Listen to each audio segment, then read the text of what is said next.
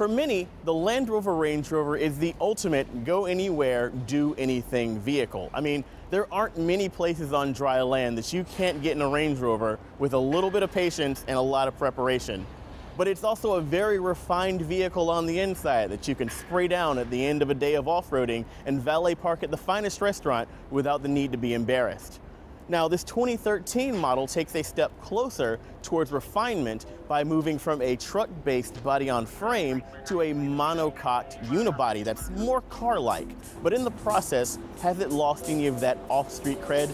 I'm Antoine Goodwin. Let's take a look at this 2013 Land Rover Range Rover Supercharged and try to find out.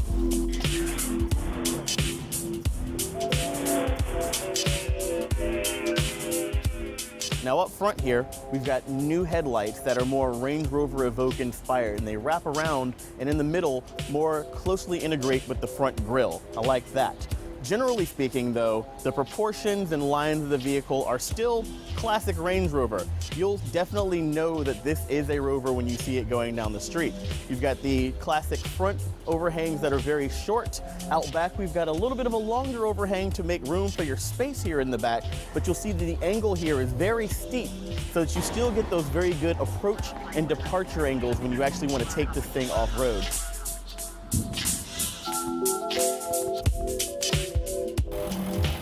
Now underneath this clamshell hood, we've got a 5-liter aluminum block V8 engine. Now by building the engine out of aluminum, you save weight, which is good because in a vehicle of this size, every pound matters. Now on top of that engine, we've got a supercharger that's force-feeding it air through 2 intakes. Power is outputted at about 510 horsepower, 461 pound-feet of torque. That's nothing to snip your nose at. And what's interesting here is that if you look closely, you can see also that we've got some of the pneumatic lines for the adaptive air suspension. You've got the left rear, the left front, the right rear, the right front. Everything is kind of compact and run off of the engine. So when you raise and lower the height of the vehicle, which we'll get to in a second, you don't actually need a separate compressor. Now the EPA estimates that you'll get about 15 miles per gallon over a combined cycle in city or highway. I actually got 15.1, which in my book's pretty good. Now, power from that V8 engine is going to come through an 8-speed automatic transmission that you'll control with this knob right here. It's the shift knob, and it's interesting because it is actually a knob that you twist. It rises up out of the center console when you power the vehicle up. This is pretty much parts bin Jaguar Land Rover stuff, but I really like it. You've also got paddle shifters here on the back of the steering wheel, and it's interesting because with the menu here on the dashboard, you can disable them when you're in the regular drive mode and don't want to be shifting around. That's going to keep you from accidentally downshifting when you kind of just want to, get around a parking structure. I like that ability. A little bit further down the center console, we have all of the controls for Land Rover's Terrain Response 2 system. You have an automatic mode that pretty much handles and evaluates the road as you drive along and does all of the shifting of power between front and rear, left and right on its own. But when things get a little rocky or a little muddy, you can hit that auto button and it'll pop up into a knob. And from here you have the ability to select programs for different types of terrain. You've got gravel and snow, you've got rutted roads, you've got sand, you've also got rock climbing. You put it in any of those modes and the LCD screen will tell you everything that you need to know about what kind of terrain you're on. It'll also give you on-screen prompts of as far as any other settings that you may have to make that it can't automatically make.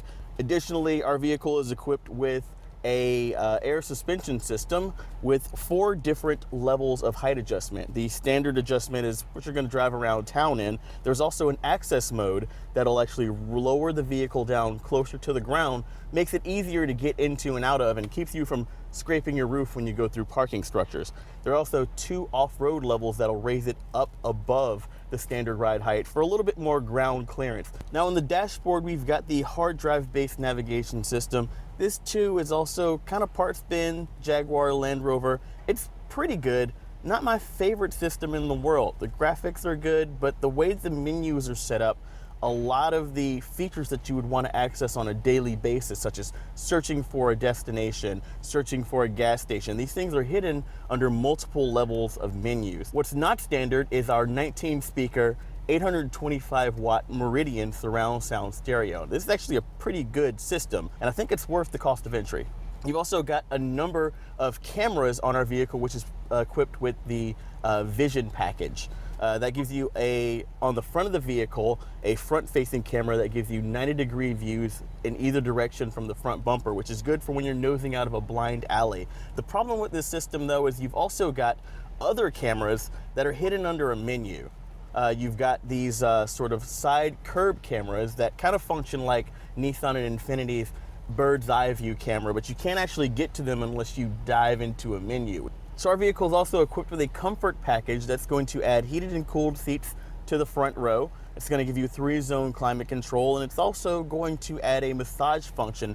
You can hop into a menu, and then you've got to dive into another menu where you control intensity, and you can set timers and set different programs, but it's a lot of button pressing on the screen when you should actually be driving. Now, you may be tempted to enact a no food or drinks in the car rule. This is that nice of an interior, but you may want to make an allowance for drinks so you can take advantage of the refrigerator in the center console. So the Range Rover Supercharged is at home on the road, but it is more at home off of the road. So we're gonna do a little bit of that. We're doing some graveling. I don't really want to call this off-roading. I know people whose driveways are rougher than this. Now, again, as I said, the terrain management system is second generation, and it's pretty much right now analyzing the ground below me. So as like one wheel gets a little bit of slip, as one wheel kind of dips down into a rut, it's constantly analyzing the road beneath me in order to give me the best available grip without me having to do a lot of fiddling around with different drive modes. Now, terrain or the situation underneath me gets too precarious, I can actually select those individual drive modes to kind of get it sort of a preset of what it should expect to do. So there is a lot to like about this vehicle's off-road capabilities. It just handles everything with stride, and it handles all of these things, again, in its automatic mode. Now, if I really wanted to kind of climb up a mountain or scramble up a gravelly hill, I actually still have those the low transfer mode. I can lock the differential. I can do a lot of different things in order to kind of increase what I like to call the off-road survivability of this vehicle. And all of that is happening outside of the vehicle, while inside I'm enjoying the massage seats, the seated surfaces, the air conditioning. I could be listening to the premium audio system. I'm very isolated from everything that's happening outside of the fact that, I'm getting kind of shaken around a little bit, but you can't really be helped. Now, to roll off of the lot in a brand new 2013 Range Rover Supercharged, it's going to cost you about $99,100. Now, that's before a $100 California emissions charge and about $895 in destinations charge. Now, our example here has $11,000 worth of options added on top of that. Didn't misspeak, $11,000 worth of options, and that includes the cabin comfort package that's going to get you those heated seats, the Meridian surround sound system, a variety of upgrades, including the around view camera system, and it's going to bring you to an as-tested price of $111,120. Now, that's a lot of money. Definitely can't afford one of these, but I'm going to steal one when civilization falls.